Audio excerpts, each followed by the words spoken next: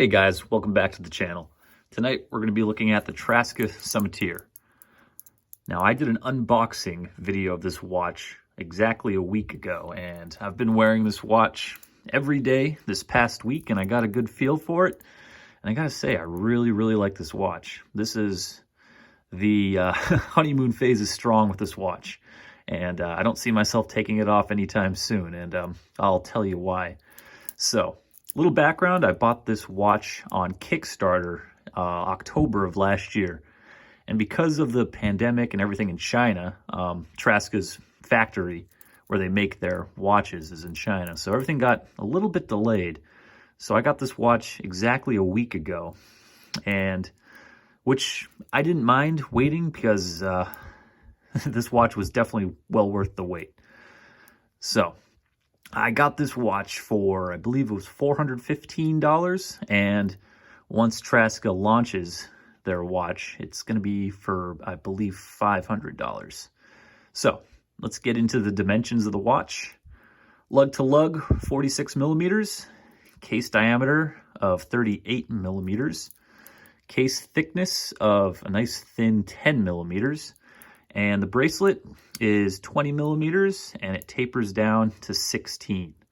So beautiful dimensions on paper. This watch wears a little larger compared to what the measurements make it sound like. When I put this on, it felt like a 40 millimeter watch, and I had to measure it to really confirm that it is 38, and it is a 38 millimeter watch. It just wears much larger. So if you have larger wrists, this watch will definitely not feel tiny on your wrist at all. Definitely wearable for a variety of wrists. And I think the reason why it wears so large is basically because the dial is pretty much, the case is pretty much all dial. So it looks a lot bigger, but I love it. So I opted for the Midnight Blue dial. It's a matte blue, and pretty much the whole case is brushed. And the good thing, or the big thing about this watch is that it has a scratch-resistant coating on it. So I guess the average stainless steel watch, 316L stainless steel watch, has a hardness rating of about 200 Vickers. And with their proprietary coating, this watch, the Summiteer, is 1200 Vickers on the hardness scale. So that basically just means it's harder to scratch, and it should stay new looking for a lot longer. And, you know, it's only been a week, but I still don't see any scratches. So far it's holding up. So let's go to the crown. It's a screw down crown with 100 meters of water resistance. You got the Gordian knot on the dial and on the crown. So screw down crown, unscrew it. It does hack and hand wind. The winding is a little coarse, but not the worst. And it does hack. So screw it back down. And as you can see, it's a simple time-only watch, sword-style hands, minute track on the outside, and it does have a sapphire crystal with AR coating on the inside of the glass. Display case back, which is also sapphire, and it has that wobble you notice on the rotor. The rotor, or the movement rather, is the Miyota 9039, and if you have had this movement before, it does have a audible wobble when the rotor spins. It kind of spins in one direction, which is not a bad thing. It's just, it's noticeable. When you move your wrist around during the day, you'll hear the rotor spin around. The Miyota 9039 is 28,800 beats per hour.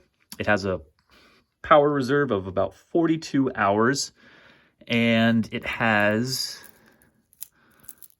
and it's, from what I've heard, it's pretty reliable. So this is my first Miyota 9039 that I've had, but so far it's been great. And this is going to sound crazy, but I couldn't believe it myself.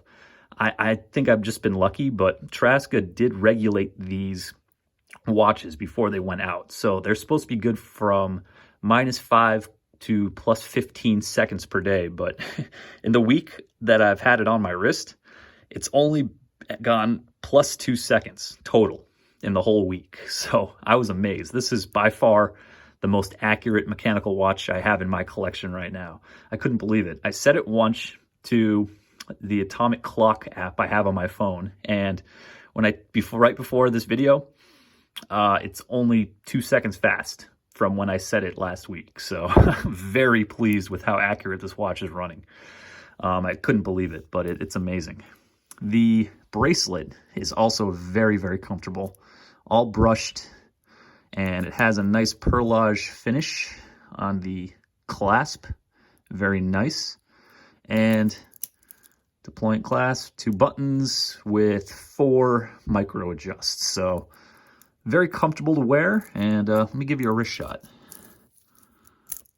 So this is on my 6 3/4 inch wrist. And as you can see, it does look a little large, but it is a 38, I swear. Gordian knot on the back of the clasp, and it's just very, very comfortable. I've been enjoying it, so I don't think I'm going to be taking this off anytime soon. So it's incredible. The lume is also really good. It's not super bright like a Seiko, but it does last all night. It has the BGW9 lume. It's got a nice bluish hue to it. So let me give you a lume shot so you can see for yourself. Boom, there it is. It's got looms on the second hand, the 3, the 6, the 9. Very legible, very easy to read. Wake up in the middle of the night, 4 a.m., 5 a.m., I can still tell the time. So the lume does last all night, which is great. So like I said, I'm very impressed with this watch. Also mentioned, it does have drilled lugs, so even if you're not a bracelet guy, you can swap out the bracelets if you want. And it does have solid end links, which is awesome. Really enjoyed that. So the only con that I could think of since I've had this watch for a week, and I've heard this from other channels too, is sizing the bracelet was not that easy. It does have screws, and I had a hard time. I almost ruined this screw I almost stripped it trying to size the bracelet. I could not get this screw out to save my life, so I eventually just stopped. But I only really had that issue with one screw. Every other screw or link that I took out, it wasn't a major problem, but it was really frustrating because I tried right in the beginning with this one and it just wouldn't come out. And I actually got an email from Traska saying that they're going to delay the launch for the Summiteer for the price for $500 until they fix this, because I guess this was a problem with other watches too. It wasn't just mine, so I guess they're going to try and fix that issue. So if you didn't get one of these watches from the Kickstarter, hopefully that won't be an issue for you guys. But other than that, I really don't have any other faults with this watch. It is running crazy accurate. Like I said, plus 2 seconds for the whole week. I just couldn't believe it. And the scratch resistance seems to be holding up. It does give the case and the bracelet a darker kind of color to it. You might not be able to tell under this light, but it is darker than non-treated stainless steel, which I'm fine with. But I definitely noticed it taking it out of the box. It has a darker color with the scratch-resistant coating, but that's fine. It's very comfortable to wear. 100 meters water resistant, crazy accurate, good lume, high beat movement, regulated for $500. I mean, you can't get much better than that. I mean, if you're looking for one watch, everyday watch that, you're just looking to wear and not have to really worry about scratching, the Miyota movements are, from what I've heard, are very reliable. So, I mean, if you're looking for just a one everyday watch, I think this is it. Sapphire crystal. And it does, people say, it might be an homage to the Explorer or the Tudor Ranger, but I think this has its own style of its own. It's similar, but it's got its own thing, and I really, really like it. So if you have any faults or doubts about buying the Summiteer, I'd say don't. Just buy it. It's great. It does come in two other colors. It comes in a matte black and I believe a sage green. So I'm really impressed with this Traska watch, guys, and I'm really looking forward to future models that they come out, because I'm not selling this one. I'm keeping this. This is great. So that is the Traska Summiteer. So guys, if you like this video, please like and subscribe, and thanks for watching. Take care.